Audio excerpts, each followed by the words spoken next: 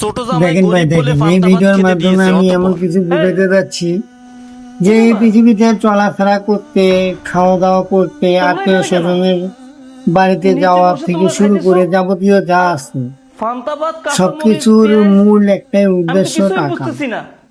এই টাকা দুলা যদি ভাই, আপনার পকেটে আমরা না তো থাকে গ্রামে থাই। তাহলে আর আপনি গ্রামে সব সময় আমরা নিচে কোথাও বসেই গিয়ে খাই। বড় সম্মানটুকু টেবিলে বসে পাবেন খাওয়ার না। অভ্যাস নাই তো, তার আস্তব তাই প্রমাণ আমরা একটা আমাদের নিচেই খাইতে দিছি। আমি এই ভিডিওর মাধ্যমে দিয়ে হ্যাঁ, দুলা দিলাম। ভাই। আপনারা ভিডিওটি না কেটে শেষ চুপ করো পর্যন্ত তোমরা। দেখুন, তাহলে বুঝতে বুঝলাম তোমরা পারবেন। গ্রামে থাকো, তাই বলে তোমাদেরকে এইভাবে নিচে বসে খেতে দিবে, তাও আবার ফান্তা ভাত।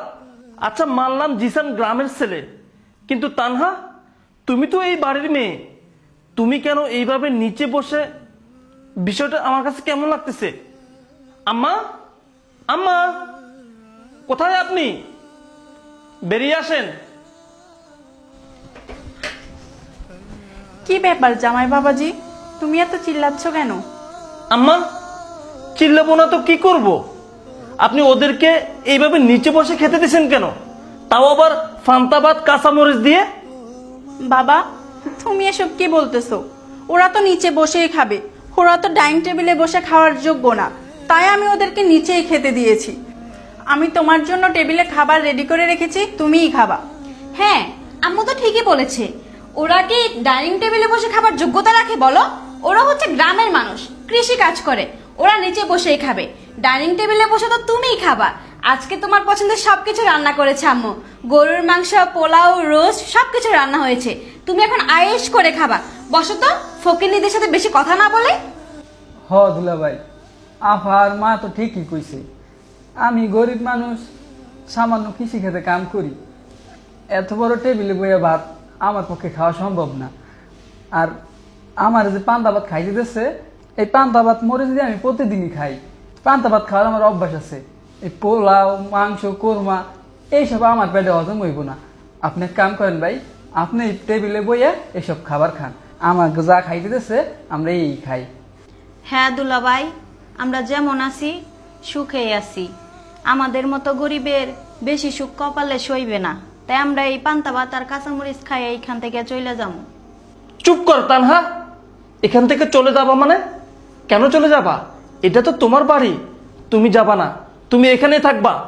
আর এই তাবিন, তোমাকে বলতেছি, কাকে তুমি গরিব বলতেছো, কাকে তুমি ছোট লোক বলতেছো? ও কি তোমার বোন না? তোমার মা কি ওরে ফেটে ধরে নাই? তোমরা তো একই মায়ের সন্তান। তুমি কি করে পারলে তোমার নিজের বোনকে অপমান করতে? আর মা, আপনাকে আমি কি বলবো? আপনার জামাই আমি, কেন ও কি আপনার জামাই না? আপনি তারে এইভাবে নিচে বসে খেতে দিয়েছেন, তাও আবার ফান্তা ভাত। আর আমার জন্য ডাইনিং টেবিলটা সাজায় রাখছেন, মোরগ, পোলাও, রোস্ট, এগুলো আমি খাবো কেন মা? আমার টাকা আছে বলে? আমি আমি জব করে বলে? কেন? ও গরিব, কৃষি খামারে কাজ করে, তাই ও ডাইনিং টেবিলে বসে খেতে পারবে না? শুনেন মা, আমি যেমন আপনার জামাই, ও কিন্তু আপনার মেয়ের জামাই। চুপ করো বাবা, তুমি আমার মেয়ের জামাই, ও আমার মেয়ের জামাই না। ওরে আমি আমার মেয়ের জামাই হিসেবে মানি না। ওর জন্য আমার মান সম্মান সব ধুলোয় মিশে গেছে।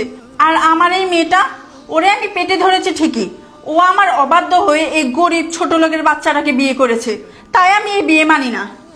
তুমি কি ভুলে গেছো সেই দিনের কথা, যখন ওর বিয়ে ঠিক হয়ে থাকা সত্ত্বেও ও এই ফকিন্নির হাত ধরে চলে গিয়েছিল? আর তখন আমাদের মান সম্মান সব শেষ হয়ে গিয়েছিল। তোমাকেও তো এলাকার মানুষজন কত অপমান করেছে, মাকেও কত অপমানিত হতে হয়েছে। আর তুমি কি না এখন এই ফকিন্নিদের হয়ে সাফাই গেছো? শোনো, তুমি অযথা এদের হয়ে কথা বলে সময় নষ্ট করো না। তুমি আসো তো, খেতে বসো, আসো। হ্যাঁ, আমি সব কিছুই জানি, আমি কিছুই ভুলি নাই। এলাকার মানুষ আমাকে কি বললো, কি নিয়ে কানাকানি করলো, তাতে আমার কিছু যায় আসে না। কারণ ও ছোট মানুষ, ও না হয় একটা ভুল করেই ফেলছে। আর তানহাকে আমি আমার ছোট বোনের মতো ভালোবাসি। ওদের এই অপমান আমি সহ্য করতে পারবো না। শুনো, এই বাড়িতে আমার যতটুকু সম্মান আছে, আমি চাই সেম সম্মান তারাও পেতে হবে। না হলে আমি ওই বাসা থাকবো না, আমিও চলে যাব। আর আম্মা, আপনাকে কি বলবো, আপনার তো বয়স হয়েছে, আপনি আপনি ভুলে যেতে পারেন না যে আপনার মেয়ে না হয় একটা ভুল করেই ফেলছে, আপনি সেই জিদ ধরে এখনো পর্যন্ত বসে আছেন। আপনি আমাকে ভালোবাসতেছেন, আর দেখেন এই যে জিশানের কথা বলি, গরিব ছোট লোক বলে বারবার অপমান করতেছেন। আর আজ যদি ও কোটিপতির ছেলে হতো, লক্ষ লক্ষ টাকা থাকতো, গাড়ি বাড়ি থাকতো, তখন তো তাকে এইভাবে খেতে দিতেন না, তাকে আমার মতো ডাইনিং টেবিলে খেতে দিতেন। ছি মা, ছি। আপনার বয়স হয়েছে, আপনি আল্লাহকে ডাকবেন, নামাজ কালাম পড়বেন, আর তা নাও করে আপনার জিদ নিয়ে পড়ে আছেন, আপনি অহংকার করতেছেন। এসব অহংকার চিরস্থায়ী না মা, ভালো থাকবেন। আমি চলে যাচ্ছি। আর জিশান, তানহা, চলো, এই বাসায় আমরা একটা মুহূর্ত আর থাকবো না। চলো চলো, উঠো। এই বাসায় আমরা আর একটা মুহূর্ত থাকবো না, আমরা এখান থেকে চলে যাব। থাকেন আপনারা আপনাদের এই রাজপ্রাসাদ নিয়ে। চলো বোন, চলো।